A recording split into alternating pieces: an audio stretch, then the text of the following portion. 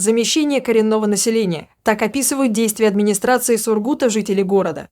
А мигранты, которых власти ждут с распростертыми объятиями, радуются обилию халяльных заведений. Тем временем в Сургуте разгорелся громкий скандал, связанный с религиозными требованиями иностранных студентов. Руководитель одного из университетов города категорически отказался выделить таджикским студентам помещение для молитвы. Но давайте обо всем по порядку. В то время, как по всей России на регулярной основе проходят рейды по выявлению нелегальных мигрантов и идет ужесточение миграционной политики, в Сургуте власти наплыву иностранных специалистов только радуются. И не только радуются, но и хвастаются, постоянно выпуская ролики, в которых показывают, например, довольную семью из Киргизии. Правда, практически в каждом кадре невооруженным глазом заметно, что ассимилироваться в русское общество они не спешат. И администрация всячески поощряет появление иностранцев в городе. Причем появление не только легальными способами, о чем говорит недавнее задержание сотрудниками ФСБ главы отдела миграции МВД подполковника Людмилы Карамовой. Сейчас она проходит обвиняемой по 2 статьям о взяточничестве и нелегальной миграции. Естественно, работала она не одна. Среди задержанных числятся подчиненная Карамовой, начальник отделения Айнура Испердинова, а также 2 местных бизнесмена – Элчин Ахвердиев и Умиджон Бабакалонов. По версии следствия, участники этой ОПГ с 2022 года легализовали более 1000 мигрантов. И делали это отнюдь не бесплатно. Номер в электронной очереди иностранным специалистам обходился в 5000 рублей, а документы на гражданство – в 160 тысяч. А администрация Сургута продолжает рассказывать, как вместе с мигрантами делает город лучше. И не прислушивается к мнению коренных жителей. Интересно, кто мы? Мы делаем лучше. Иностранные народы смешивают с коренными народами России намеренно или по незнанию. Исламизация и замещение коренного населения полным ходом. Вы это кто? Вы уверены, что вы делаете этот город лучше? Такие комментарии появляются под роликами о пользе мигрантов. А вот самим иностранным специалистам все нравится. Им приятно видеть, как русский город превращается в вилоед. О чем наглядно говорит ролик мусульманской девушки, которая вернулась в Сургут, где не была много лет и радуется произошедшим изменениям. Особенно тому, что почти на каждом углу, где есть магазин или кафе, присутствует вывеска «Халяль». Просто на каждом шагу халяльные кафешки и магазины. Удивительный мир. Пока я 12 лет жила за границей, у меня в голове Россия, и Сургут был версией еще той 12-летней давности. Это для меня невиданная роскошь. А если подождать еще несколько лет, не заместят ли мигранты окончательно население русского города? Ведь даже несмотря на то, что в Ханты-Мансийском автономном округе уже несколько лет как ввели запрет на работу иностранцев в некоторых сферах, таких как такси, образование, общепит, чему очень радовались местные жители, мигранты продолжают прибывать в Сургут. А теперь поговорим о молитвах в стенах учебных заведений. Конфликт с группой студентов из Таджикистана разгорелся из-за требования выделить специальное место для молитвы.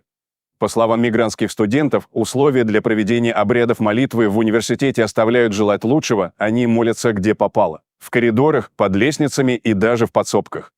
На первый взгляд просьба кажется невинной. Разве нельзя найти маленькую комнату для верующих? Все знают, что если попадешься за молитвой в вузе, то будут проблемы. Год назад один из первокурсников совершил намаз в углу коридора, за что получил неодобрение со стороны руководства. Был скандал на весь вуз. После этого случая многие преподаватели негативно относились к нему. Они говорили: «Ты приходишь в университет учиться или молиться?» Рассказал журналистам один из студентов на правах анонимности. Таким образом, администрация учебного заведения оказалась непреклонной, руководство университета отказало в выделении помещений, посоветовав студентам молиться дома. Решение университета вызвало бурю негодования среди иностранной студенческой общины. К таджикским студентам присоединились их коллеги из арабских стран, чтобы университеты могли удовлетворить их потребности. Таджикская диаспора Сургута подняла вопрос на более высокий уровень и намерена обратиться к мэру с просьбой разобраться и помочь в решении этой проблемы. Но возникает вопрос: почему образовательное учреждение должно приспосабливаться к требованиям определенных групп студентов? Россия – светское государство, и в ее школах и университетах нет места религиозным ритуалам. Вуз – это место для получения знаний, а не совершения молитв и омовений всего тела перед ней. Никто не мешает студентам молиться дома или в специально отведенных для этого местах в рамках дозволенных условий. Этот случай поднимает серьезный вопрос о границах терпимости и о том, как далеко мы готовы идти для удовлетворения требований приезжих меньшинств.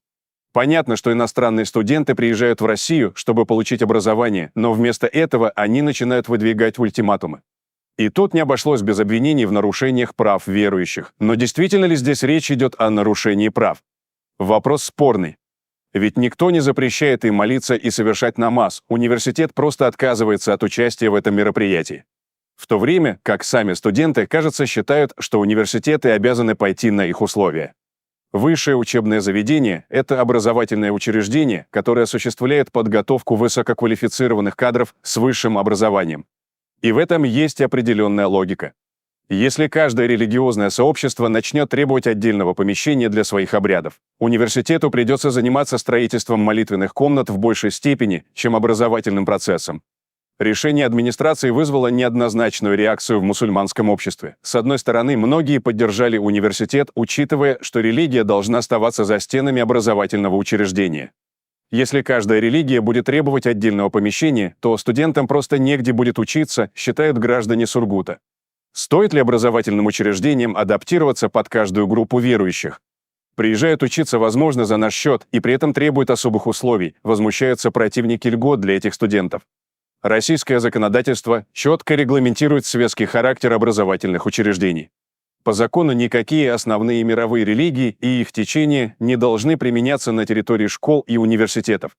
Это сделано для того, чтобы обеспечить уважение ко всем студентам, независимо от их религиозных принадлежностей. Однако иностранные студенты часто воспринимают это как дискриминацию. Можно ли назвать отказ в выделении помещений нарушениями прав человека? Скорее нет. Никто не запрещает студентам исповедовать свою религию, но университет не обязан обеспечивать это условие. Более того, требование к отдельному помещению может рассматриваться как привилегия одних студентов по отношению к другим. Конфликт в Сургутском университете – это не просто спор о выделении помещения. Это отражение более глубоких проблем, столкновения разных культур и ценностей. С одной стороны, Россия позиционирует себя как многонациональное и многоконфессиональное государство, а с другой – остается светским государством, где религия отделена от образования. Пока руководство университета не намерено идти на уступки, и, возможно, это станет прецедентом для других вузов по всей стране. Ситуация требует не только человеческих, но и социальных решений, чтобы найти баланс между правами верующих и принципами светского образования. Очевидно одно – если мы начнем идти на уступки, как говорится, это может привести к необратимым изменениям в образовательной системе страны. Что думаете насчет всего этого, уважаемые зрители? Делитесь своими мыслями в комментариях и не забудьте подписаться на наш канал, если вы этого все еще не сделали. Всем добра, всем пока! Вся Россия держится на нас!